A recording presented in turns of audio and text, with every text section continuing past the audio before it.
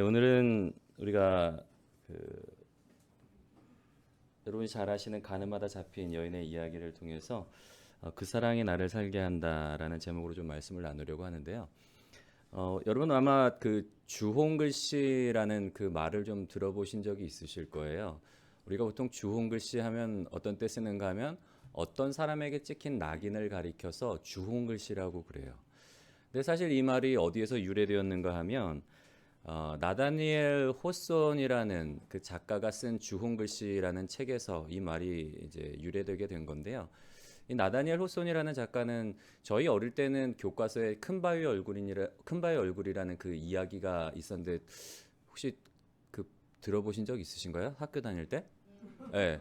큰 바위 얼굴을 그 소설을 쓴 작가이기도 해요. 그 작가가 이 주홍글씨도 소설을 썼었는데 주홍글씨라는 소설 안에는 헤스터 프린이라는 여자 주인공이 등장을 합니다. 그 이야기를 잠깐 이 주홍글씨의 이야기를 소개를 잠깐 해드리면, 예, 그 이 헤스터 프린이라는 그 여자 주인공은 그 부모님과 그리고 나이 차이가 좀 나는 이 남편, 그 남편 결혼 전에 이 결혼 상대자의 강압에 의해서 어떻게 보면 강요에 의해서 결혼을 하게 돼요. 본인은 결혼하고 싶지 않았지만 부모님과 이 배우자의 어떤 강요로 인해서 결혼을 하게 되는데, 그러니까 뭐 행복한 결혼은 아니었겠죠.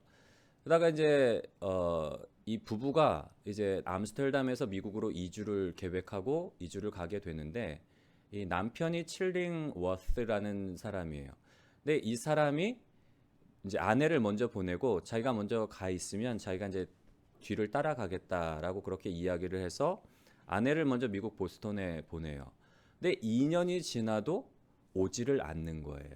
그 2년이라는 시간 동안 남편을 기다리다가, 근데 이 아내 헤스터라는 이 여인이 그 지역에서 이제 촉망받는 목사인 딤스데일이라는 목사와 사랑에 빠지는 거예요.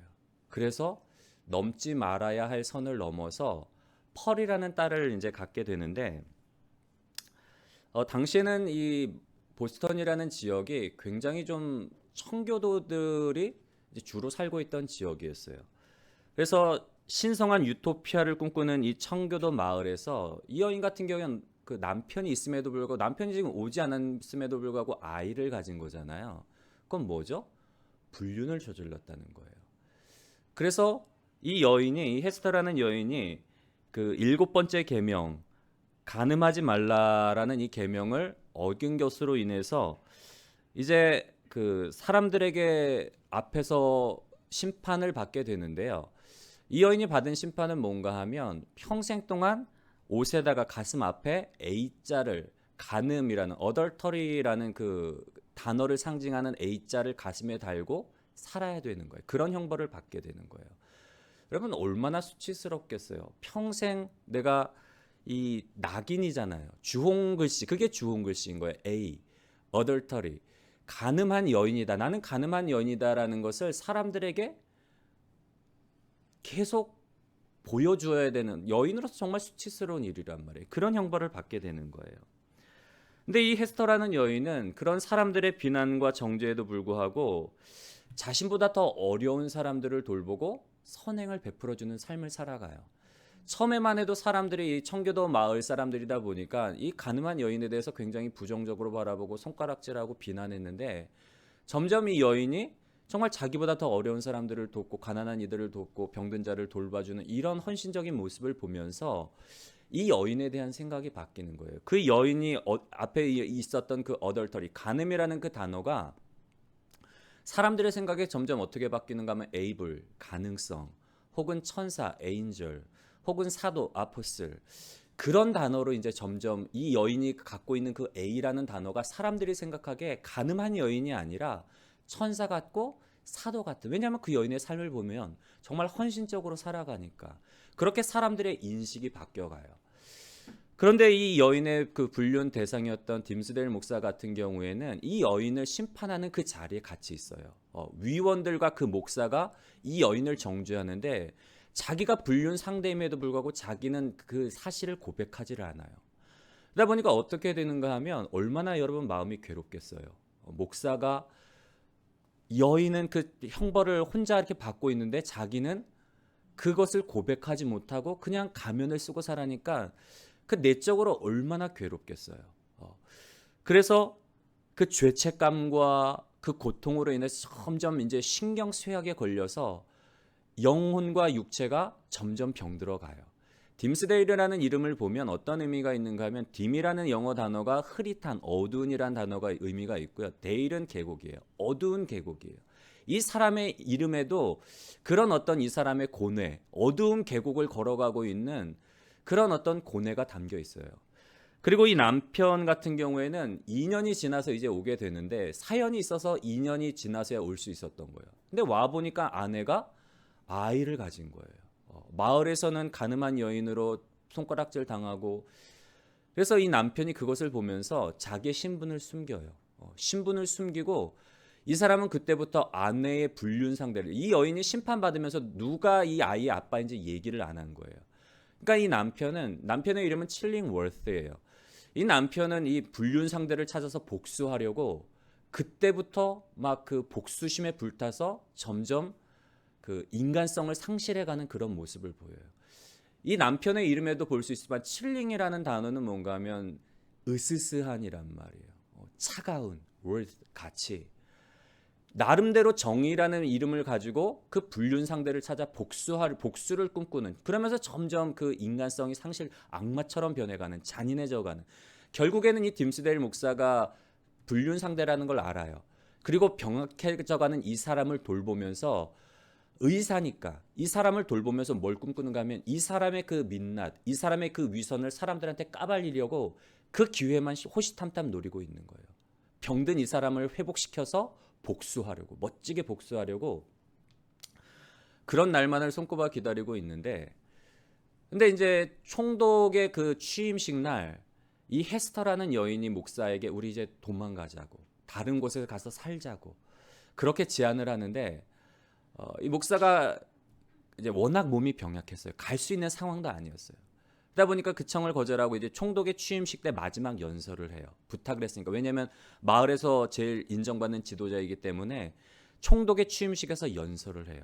그리고는 마지막에 자기가 이 헤스터라는 여인의 불륜 상대였다는 사실을 사람들 앞에 고백을 하고 그 자리에서 쓰러져서 죽게 돼요. 왜냐하면 너무 병약해 있기 때문에.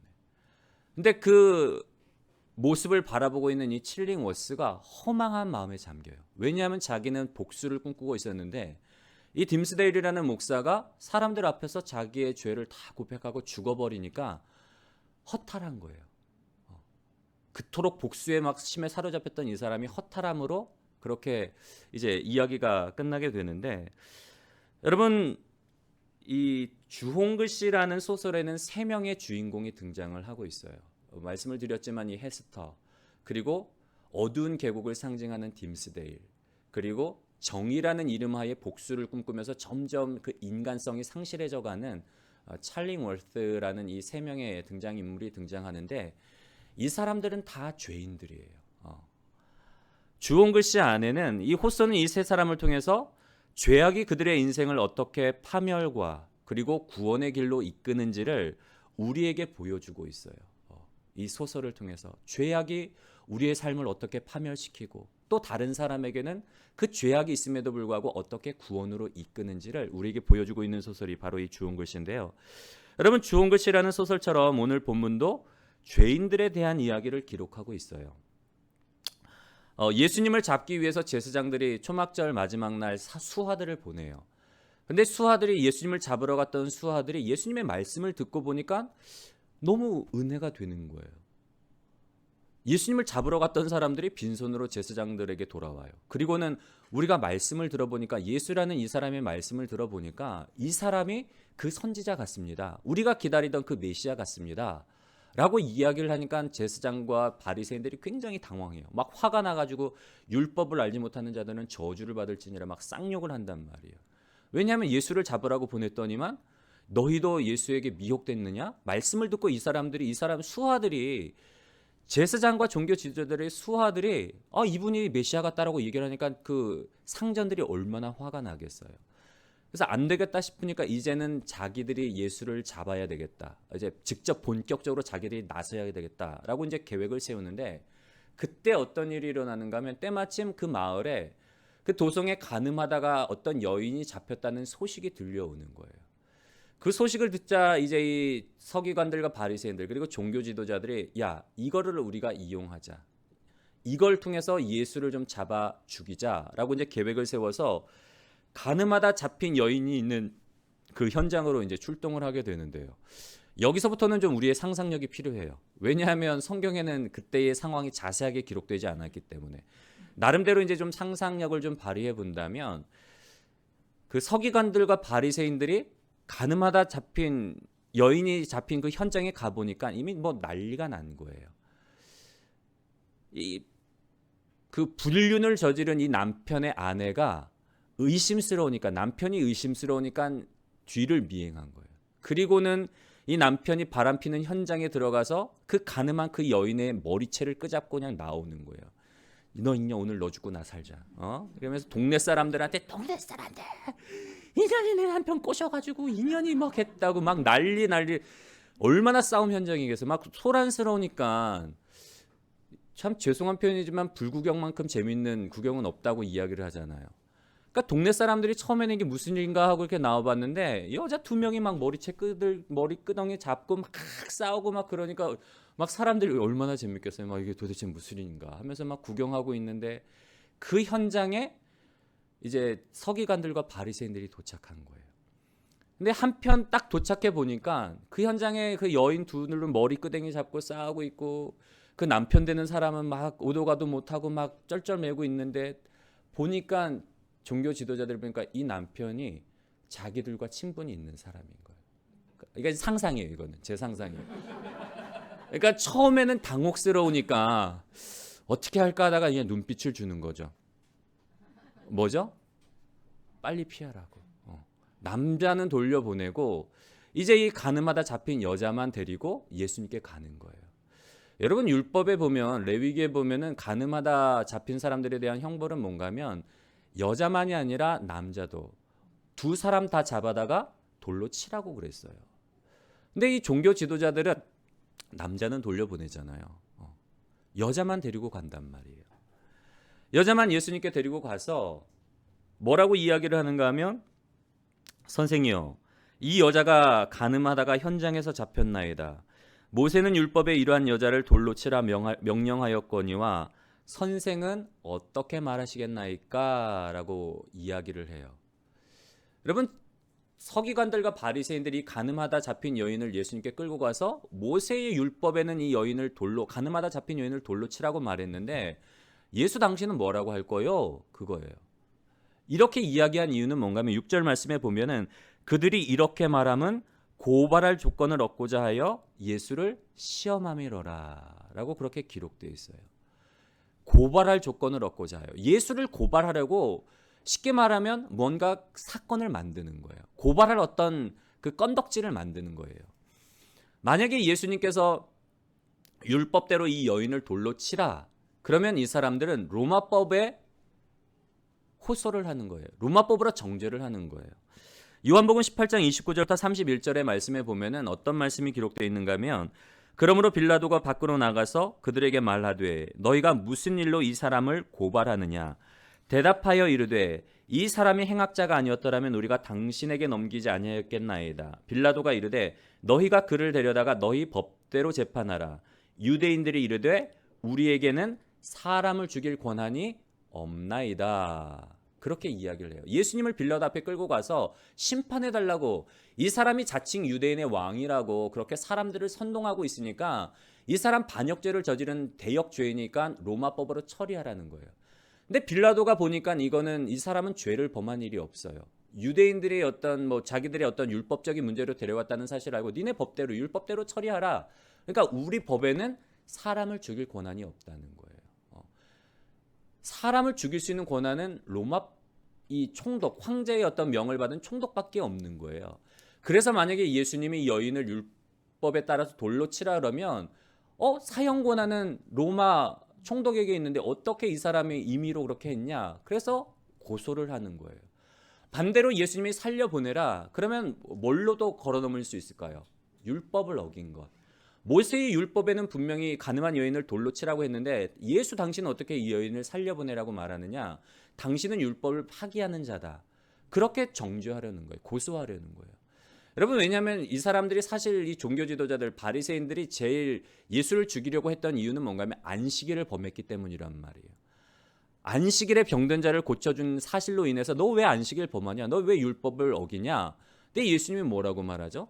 야, 너희도 안식일에 할례를 베풀지 않냐? 하물며 안식일에 사람 살리는 일, 생명을 구원하는 일, 우물에 빠진 짐승도 구하는데 올해 38년 된 병자를 고쳐주는 일이 하나님의 뜻이 아니겠냐? 그러니까 할 말이 없는 거예요. 안식일을 가지고는 예수가 율법을 어겼다고 말할 수가 없어요. 왜냐하면 예수님의 말씀을 듣고 보니까 합당하거든요. 그러다 보니까 예수를 죽이기는 죽여야겠는데 가늠하다 잡힌 여인, 이거는 기냐 아니냐의 문제란 말이에요. 선택지가 없어요. 죽이거나 살리거나, 요즘 말로 하면 빼박이에요. 빼도 박도 못하는 그런 상황이란 말이에요. 살리라 그래도 로마법에 고발해서 예수를 죽이려고 할 것이고, 죽이라고 해도, 살리라고 해도 율법을 어겼기 때문에 또 율법을 어긴 자로 정죄할 수가 있는 거예요. 그런 상황 가운데서 예수님께서 뭐라고 말씀을 하시는가 하면, 너희 중에 죄 없는 자가 먼저 돌로 치라 라고 말씀을 하세요.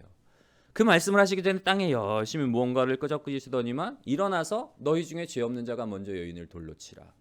그리고는 다시 엎드려서 또 뭔가를 땅에 막 쓰세요. 그러니까 그 말을 듣고 있던 사람들이 어떻게 되죠? 어른으로부터 젊은이까지 양심의 가책을 받고 하나씩 돌아갔다라고 성경은 그렇게 기록을 하고 있어요. 그리고 그 마지막 자리에는 오직 그 여인과 예수님만이 자리하게 되는데, 여러분 아까도 잠깐 말씀을 드렸지만 오늘 이 이야기는 주홍글씨처럼 죄인들에 대한 이야기예요.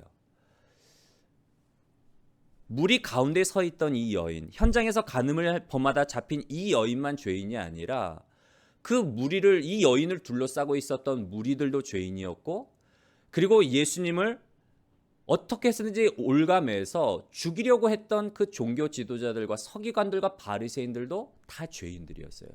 그 현장에는 예수님을 제외한 모든 사람들이 다 죄인들이었단 말이에요. 근데 어떤 사람들은, 무리들은 예수님의 그 말에, 너희 중에 죄 없는 자가 먼저 이 여인을 돌로 치라, 그 말에 양심의 가책을 받고 돌아간 거예요. 그 말은 뭐예요? 내가 죄인이다라는 사실을 인식하고 돌아갔단 말이에요. 양심의 가책을 받고서. 간음을 하다 범한, 현장에서 잡힌 여인만 죄인이 아니라 나도 이러이러한 죄를 범했는데, 나도 형제를 미워했는데, 나도 남의 물건을 도적질했는데, 나도 마음으로 음란을 품었는데, 마음으로 나도 간음을 범했는데, 찔리니까 정죄할 수가 없는 거예요. 다 돌아갔단 말이에요. 여러분, 다 돌아가면 그 안에는 누가 포함되어 있을까요? 서기관들과 바리새인들도 포함이 됐단 말이에요. 제 말씀을 묵상하면서, 그럼 과연 서기관들과 바리새인들도 양심의 가책을 받고 돌아갔을까? 서기관들과 바리새인들은 어떤 마음을 가지고 돌아갔을까 좀 묵상을 해봤어요. 여러분, 서기관들과 바리새인들은 어떤 마음을 가지고 돌아가셨을 것 같으세요? 여러분의 답을 요구하지는 않아요. 그냥 주의를 환기시키기 위해서 한번 여쭤보는 거예요. 모르긴 몰라도 서기관들과 바리새인들은 회개하지 않았어요. 전혀 양심의 가책을 받지 않았을 거예요. 왜냐하면 이 서기관들과 바리새인들, 종교 지도자들 같은 경우에는 자기는 율법을 지켜 행함으로 말미암아 의로운 자다라는 그런 생각이 있었단 말이에요. 자기들은 하나님 앞에서 난 율법 열심히 지켜, 나는 정말 그 율법의 모든 계명을 하나도 빠짐없이 잘 지키고 있어, 그런 생각을 가지고 있었던 사람들이란 말이에요. 율법을 잘 지킨다는 사람들, 그런 생각을 가지고 있었던 사람들이 너희 중에 죄 없는 자가 먼저 돌로 치라 말씀하실 때에 양심의 가책을 받았을까요? 아니면 받지 않았을까요? 안 받아요. 왜냐면 난 율법 잘 지키고 있는데, 난 죄인 아닌데, 저 사람들은 죄인이지, 근데 난 죄인이 아닌데, 근데 왜 돌아갔을까요? 서기관들과 바리새인들은 아마 두 가지 이유 때문에 돌아갔을 것 같아요. 첫 번째로는 다 무리들이 돌아가는데 자기들이 남아서 이 여인을 돌로 던지면 어떻게 될까요? 분명히 사람들 입방아에 오르내리겠죠. 아이고, 자기들은 무슨 뭐 의인이라고 저래? 어쩌면 그런 이 사람들은 사람들을 의식하는 사람들이잖아요. 사람들 앞에서 막 경건하게 보이려고 막 금식하면 얼굴을 힘들게 하고 옷술도 크게 하고 시장에서 막 문안 받고 인사받으려고 사람들의 존경을 먹고 사는 사람들이기 때문에 사람들의 평판이 두려웠던 거예요. 그래서 돌아갔거나 아니면 사실 이 사람들 굉장히 비겁한 사람들이잖아요. 예수님을 죽이려고 할 때 자기 손에는 피를 안 묻히려고 해요. 그래서 빌라도가 죽이도록 하고 예수님을 잡고자 할 때도 무리를 선동해서 예수님을 잡으려고 한 사람들이란 말이에요. 자기는 그 여인한테 돌 안 던지고 사람들이 돌을 던져서 자기들한테 피가 돌아오지 않도록 그렇게 계획을 짰던 사람들이었는데 정작 무리들이 다 돌아가니까 실행할 수가 없는 거예요. 그래서 돌아가는데 회개하고 양심의 가책을 받고 돌아가는 그 사람들에 껴서 돌아가는데 그들의 마음은 달랐을 거란 말이에요. 저 여우 같은 예수 자식 이번에도 아주 용케 빠져나가네. 그러나 다음번에는 내가 반드시 죽이고 말이라. 아마 이를 부득부득 갈면서 돌아갔을 거란 말이에요. 여러분, 그 자리에 있었던 예수님을 제외하고는 그 자리에 있었던 모든 사람들이 죄인인데, 그런데 예수님의 그 말씀 앞에서 서로 다른 반응을 보이고 돌아가요. 왜 이런 차이가 일어나는 걸까요? 결론적으로 말씀을 드린다면 하나님의 사랑에 대해서 어떠한 반응을 보이느냐, 하나님의 사랑을 어떻게 받아들이느냐에 따라서 죄인들의 그 반응이 나뉘게 되는 거예요. 여러분, 서기관들과 바리새인들, 이 종교 지도자들의 진짜 문제는 뭔가 하면 이들은 하나님의 사랑을 알지도 못했고 하나님의 사랑을 경험해 본 적이 없는 거예요. 이 사람들은 요즘 말로 말하면 금수저 집안에서 태어난 사람들이에요. 어려서부터 유복하고 부유한 가정에서 나고 자라서 엘리트 코스를 밟아온 사람들이란 말이에요. 더욱이 당시의 유대 사회에서는 이 사람들이 서기관들과 바리새인들, 제사장들, 사람들로부터 굉장히 인정받고 존경받는 그런 위치에 있었던 사람들이에요. 이 사람들은 당시에 어떤 상류 사회, 등급으로 나눈다 한다면 A 클래스예요. 제가 오디오에도 좀 좋아해서 오디오를 좀 관심 있게 하는데, 오디오에도 여러분 등급이 있어요. A 클래스 오디오는 굉장히 좋은 오디오란 말이에요. 상류 사회에 속해 있는 거예요. 종교 지도자들, 사내들인 공의회 회원, 이스라엘의 어떤 그 대표와는 그런 A 클래스에 속한 그런 사람들이란 말이에요. 그것뿐만 아니라 이들은 종교적인 열심이 있었기 때문에 율법을 지켜 행하기 위해서 많은 시간과 많은 노력을 기울였어요. 율법을 좀 더 알기 위해서 많은 시간을 들여 공부를 했고, 공부한 것뿐만 아니라 그 율법을 지키려고 굉장히 노력을 했던 사람이란 말이에요. 세상적인 기준으로 봤을 때 이들은 삶과 그리고 종교적인 영역에 있어서 이 정도면 나는 하나님으로부터 A 학점 받을 만해 라고 자부심을 갖고 있었던 사람이에요. 그리고 이 사람들이 현재 누리고 있는 그런 축복들과 그런 지위들이 하나님이 내게 주신 어떤 축복이라고 그렇게 자부하고 있었던 그런 사람들이에요. 그런데 예수님이, 이 갈릴리 출신의 이 예수라는 작자가 나타나서 자기들은 A 클래스에 속한 상류 사회이고 자기들은 하나님 앞에서 삶에 있어서도 그리고 종교적으로도 A 학점을 받을 만한 그런 사람들이라고 나름대로 자부심을 갖고 있었는데, 갈릴리 출신의 이 예수라는 사람이 딱 나타나더니만 자기들에게 F 학점을 내리는 거예요. 얼마나 막 분개하겠어요. 마태복음 23장의 말씀을 보면 예수님께서 서기관들과 바리새인들에 대해서 이렇게 말씀을 하세요. 화 있을진저 외식하는 서기관들과 바리새인들이여, 너희는 교인 한 사람을 얻기 위하여 바다와 육지를 두루다니다가 생기면 너희보다 배나 더 지옥 자식이 되게 하는도다. 화 있을진저 외식하는 서기관들과 바리새인들이여, 너희가 박하와 회향과 근체의 11조는 들이되 율법에 더 중한 바 정의와 궁율과 믿음은 버렸도다. 그러나 이것도 행하고 저것도 버리지 말아야 할지니라. 화 있을진저 외식하는 서기관들과 바리새인들이여, 잔과 대접에 겉은 깨끗이 하되 그 안에는 탐욕과 방탕으로 가득하게 하는도다. 화 있을진저 외식하는 서기관들과 바리새인들이여 회칠한 무덤 같으니 겉으로는 아름답게 보이나 그 안에는 죽은 사람의 뼈와 모든 더러운 것이 가득하도다.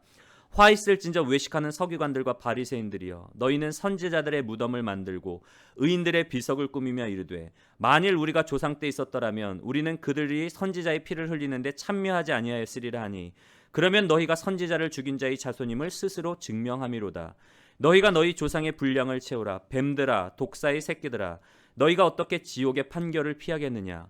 그러므로 의인 아벨의 피로부터 성전과 제단 사이에서 너희가 죽인 바라가의 아들 사가랴의 피까지 땅 위에서 흘린 의로운 피가 다 너희에게로 돌아가리라. 예수님께서 서기관들과 바리새인들에 대해서 이렇게 신랄하게 비판을 가하세요. 화 있을진저 이 독사의 자식들아 너희에게 그 피의 대가가 너희에게 돌아갈 것이다.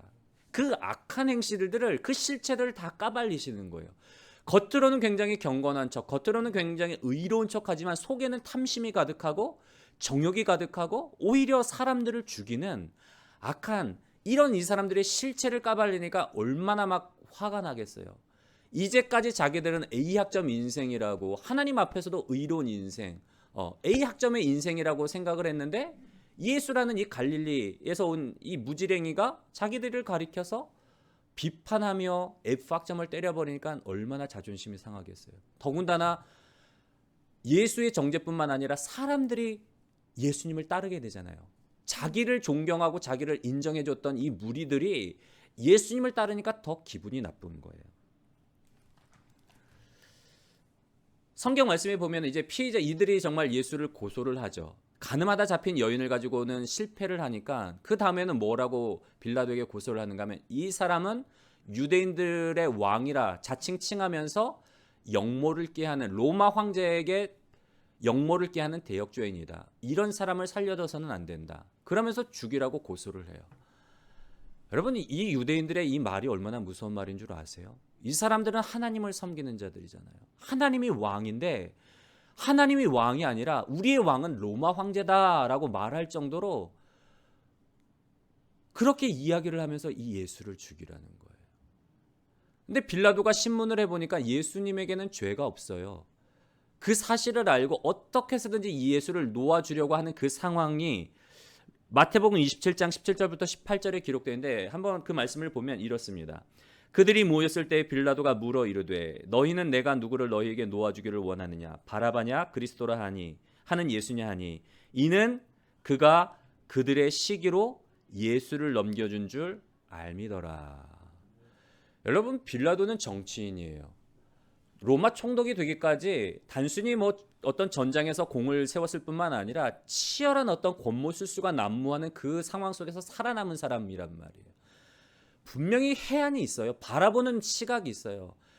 판세를 바라볼 수 있는 꿰뚫 수 있는 그런 안목이 있었기 때문에 그 자리까지 올라간 인물인데 그런 빌라도가 예수에 대해서 왜 유대인들이 종교 지도자들이 예수를 자기에게 끌고 들어왔는지를 간파한 거예요. 그 이유가 뭐라고요? 그들이 예수를 시기함으로 인해서 예수를 죽이고자 했다라고 그렇게 이야기를 해요. 여러분 우리는 서기관들과 바리새인들의 모습 속에서 누구의 모습을 볼 수 있는가 하면 가인의 모습을 볼 수가 있어요. 하나님께서 아벨의 제사만 연락하시고 자기의 제사는 받지 않으시니까 굉장히 기분이 상한 거예요. 하나님께 인정을 받지 못하자 아벨에 대한 그 마음이 하나님에 대한 원망의 마음이 아벨에 대한 미움으로 바뀌어서 그래서 아벨을 돌로 쳐 죽이잖아요. 유대인들, 특별히 이 서기관들과 바리새인들, 종교 지도자들의 모습 속에서 우리는 이 가인의 모습을 발견할 수가 있는 거예요. 우리가 주홍글씨에 나오는 그 등장인물 중에 그 여인의 헤스터의 남편의 이름이 뭐라 그랬죠? 칠링월스란 말이에요. 차가운 가치. 여러분 유대인들, 특별히 서기관들과 종교 지도자들이 이 문제는 뭐라고요? 이 사람들의 정말 근본적인 문제는 뭔가 하면 이 사람들이 이런 반응, 예수를 죽이려고 하는 이런 증오심에 시기심에 사로잡힌 건 뭔가 하면 하나님의 사랑을 알지도 못하고 하나님의 사랑을 경험하지도 못했기 때문에 사실 율법 안에는 하나님의 마음이 담겨 있어요.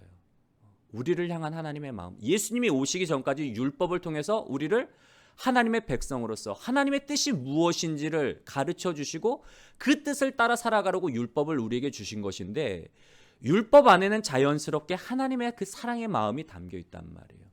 근데 이 종교 지도자들과 바리새인들은 율법 안에 있는 하나님의 사랑, 하나님의 그 정신을 발견하지 못했기 때문에 율법이 이들에게 있어서는 무서운 흉기가 돼버리는 거예요. 율법을 가지고 정죄하고, 여러분, 자기의 목적을 이루기 위해서 이 여인을 끌어다가 정죄하고 죽이려고 하는 이 모습이 얼마나 무서운 모습이에요.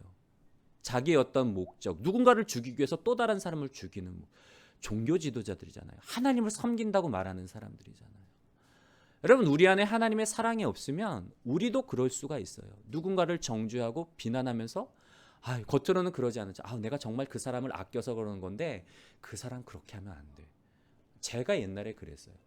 누군가를 막 하는데 내가 누군가 그 상대방에 대한 미운 마음이 있는데 대놓고 막 욕할 수는 없고 대놓고 정죄할 수는 없고 내 양심의 가책을 좀 피하기 위해서 내가 정말 그 사람을 아끼는 건데 그 사람 그렇게 살면 안 돼.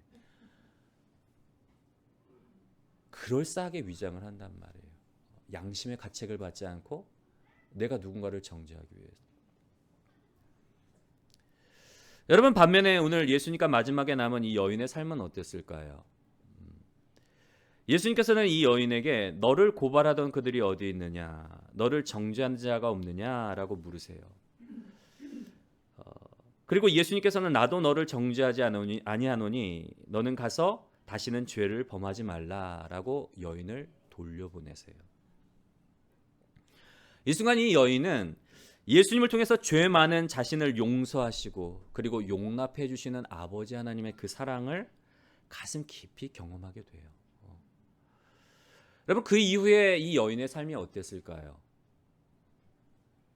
이 여인은 그때 그 예수님의 그 만남을 통해서 분명히 하나님의 사랑, 자신의 죄를 용서해 주시고 자신을 용납해 주시는 아버지 하나님의 그 따뜻한 사랑을 경험했을 거란 말이에요. 그로 인해서 이 여인의 삶, 개인적인 삶은 분명히 변화됐을 거예요. 근데 문제는 뭘까요? 이 여인 본인의 마음, 본인의 어떤 삶은 바뀔지 몰라도 이 여인을 둘러싸고 있는 환경은 바뀌었을까요? 아니면 그대로일까요? 그대로예요. 여전히 사람들은 이 여인의 가슴에 adultery, 가늠한 여인이라는 낙인을 찍고 그런 시각으로 바라봐요. 비록 그 자리에서는 돌을 들고 이 여인을 정죄하려고 하다가 예수님의 그 말씀으로 인해서 양심의 가책을 받고 돌아갔지만 그 이후에 이 여인에 대한 그런 시각은 바뀌지 않았을 거란 말이에요. 저 더러운 환양년, 저 가늠한 여인, 저 여우 또 꼬리치네. 어떤 행동을 해도 그렇게 바라보는 거예요. 환경이 바뀌지 않았을 거란 말이에요. 그런 이 여인은 그런 환경 속에서 살아야 되지만, 그러나 분명한 사실은 뭐라고요? 이 여인의 삶 가운데서 그 하나님의 사랑을 경험했기 때문에 이제 이 여인의 주홍 글씨의 그 여인의 가슴에, 헤스터의 가슴에 A라는 글자, 이전에는 어덜터리라는 의미였다면 그 여인이 자기의 죄를 속량하는 마음으로 하루하루를 정말 선행을 베풀고 사랑의 삶을 살아가면서 사람들의 인식이 바뀐 것처럼 이 여인의, 사람들은 이 여인, 이 가늠하다 현장에서 잡힌 여인에게 A라는 낙인을 찍을지 몰라도 이 여인의 가슴에 있는 A는 또 다른 의미가 돼요. 이 여인에게는 어떤 의미가 있는가 하면 A forgiven sinner, 용서함 받은 죄인이에요. 내가 더 이상 과거의 그 죄인이 아니라 A forgiven sinner, 하나님으로부터 죄 용서함을 받은 죄인이라는 그 사실로 인해서 이제 또 다른 삶을 살아가는 거죠. 여러분, 예수님께서는 뭐라고 말씀을 하시는가 하면 적게 용서받은 자는 적게 사랑하고 많이 용서받은 자는 많이 사랑한다라고 그래요. 여러분, 하나님의 용서와 사랑을 경험한 사람의 삶은 결코 이전과 같을 수가 없어요. 왜냐하면 아무리 우리를 향한 시선이 왜곡되고 차가워도 예수님의 그 사랑, 하나님의 그 크신 사랑을 경험한 사람은 그 사랑이 모든 것을 뛰어넘는, 모든 것보다 사람들의 차가운 시선과 어떤 따돌림과 수근거림과 비난보다 더 큰 하나님의 사랑이 있기 때문에 그 모든 것들을 다 잠그고 잊게 만들 정도로 하나님의 그 사랑은 그렇게 크기 때문에 하나님의 그 용서와 하나님의 그 품어주시는 용납하시는 사람을 경험한 사람은 어떠한 환경과 어떠한 조건 속에서도 넉넉히 이기는 삶을 살아갈 수가 있는 거예요. 예전에 제가 저희의 임종에 대해서 한번 생각했던 적이 있어요. 내가 과연 어떤 죽음을 어떻게 나의 마지막을 좀 마무리하면 아름답게 마무리할 수 있을까? 임종에 대해서 생각했던 적이 있는데 그때 내가 죽고 나면 내 묘비에다 좀 이렇게 좀 기록해야 되겠다라고 이제 생각했던 그 글귀가 있어요. 그건 뭔가 하면 죄인의 몸으로 태어나 예수님의 십자가 사랑으로 하나님의 자녀가 되어 하나님의 은혜 아래 살다 간 자 여기 잠들다. 저는 이렇게 좀 제 묘비명에다 남기고 싶어요.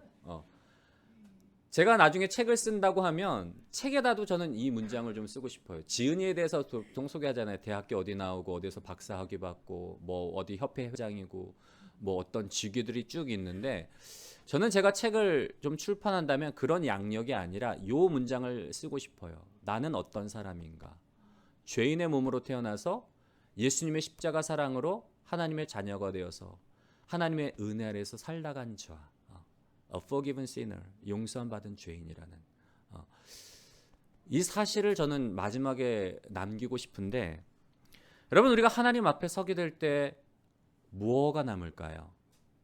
마지막 우리가 하나님의 부름을 받고 하나님 앞에 서게 될 때에 우리한테 남는 게 뭐가 있을까요? 이 땅에서 우리가 열심히 수고해서 뭐 빌딩 몇 채 남기고 열심히 공부해서 박사학위 받고 열심히 뭐 해서 뭐 장로 직분 받고 뭐 하고 이런 것들이 하나님 앞에 우리가 자랑거리로 내놓을 수 있을까요?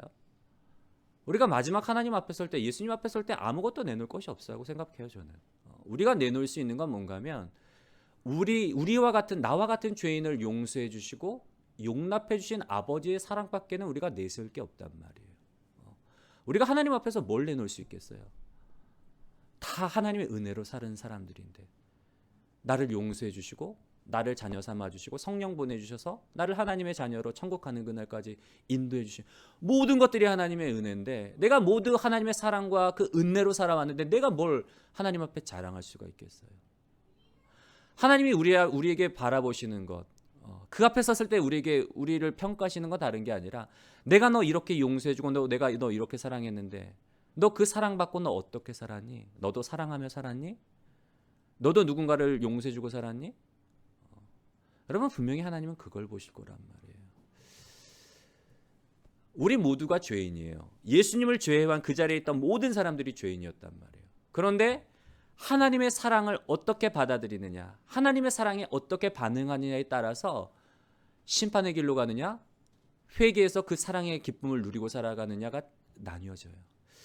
저는 우리 모두가 그 하나님의 사랑을 깊이 체험했으면 좋겠어요.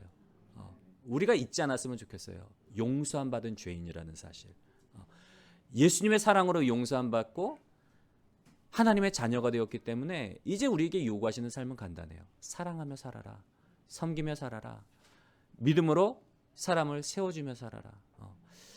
저는 용서함 받은 죄인으로서 정말 그 큰 사랑을 체험하고 날마다 그 사랑 가운데서 기쁨과 감사함과 자유함과 하나님을 더욱더 사랑하고 사람을 세우는 그런 삶을 살아가는 복된 저와 여러분들이 되시기를 주님의 이름으로 간절히 소원합니다.